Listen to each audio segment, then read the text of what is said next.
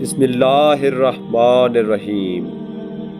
حضرت خدیجۃ الکبریٰ سلام اللہ علیہا کی رحلت کے بعد آپ کا کفن کہاں سے آیا اور آپ کی نماز جنازہ کس نے پڑھائی؟ رسول کریم صلی اللہ علیہ وآلہ وسلم نے قبر مبارک میں کون سا کام سر انجام دیا؟ یہ سب جاننے کے لیے ویڈیو کو آخر تک دیکھیں۔ روایات میں ملتا ہے کہ جب محسنہ اسلام اس دنیا سے رخصت ہوئیں تو اللہ تعالیٰ کی جانب سے رحمت کے فرشتے جناب خدیجۃ الکبریٰ سلام اللہ علیہا کے لیے ایک مخصوص کفن لے کر سرور کائنات حضرت محمد صلی اللہ علیہ وآلہ وسلم کی خدمت میں حاضر ہوئے۔ خداوند کریم کی جانب سے جناب خدیجہ کے لیے کفن کا آنا رسول خدا کے لیے باعث فخر اور جناب خدیجہ کے لیے رحمت و برکت کا باعث تھا۔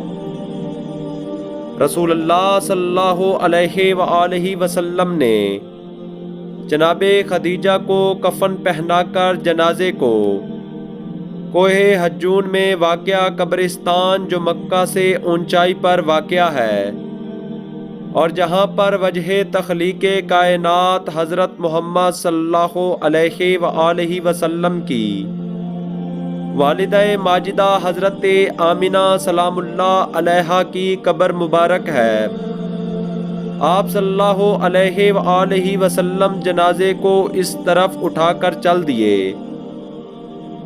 جناب خدیجہ کی قبر مبارک حضرت آمنہ سلام اللہ علیہا کی قبر مبارک کے ساتھ بنائی گئی۔ رسول کریم صلی اللہ علیہ وآلہ وسلم خود قبر مبارک میں تشریف لے گئے اور قبر میں لیٹ گئے، پھر باہر آئے اور جناب خدیجہ کو سپرد خاک کر دیا۔ علامہ مجلسی علیہ رحمہ بیان کرتے ہیں کہ اس وقت تک نماز جنازہ واجب نہیں تھی، اس لیے جناب خدیجہ کی نماز جنازہ نہیں پڑھائی گئی۔ حضرت خدیجہ کی غربت کا اندازہ اس بات سے لگائیے کہ 727 ہجری میں آپ کی قبر مبارک پر مزار بنانا شروع کیا گیا۔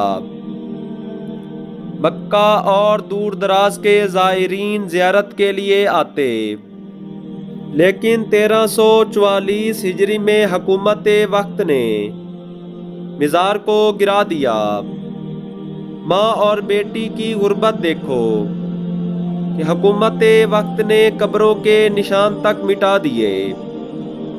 بقیع میں حضرت فاطمہ بنت محمد صلی اللہ علیہ وآلہ وسلم کی قبر مبارک پر کوئی سایہ موجود نہیں، اور کوہ حجون میں ماں کی قبر بغیر سایہ کے ہے۔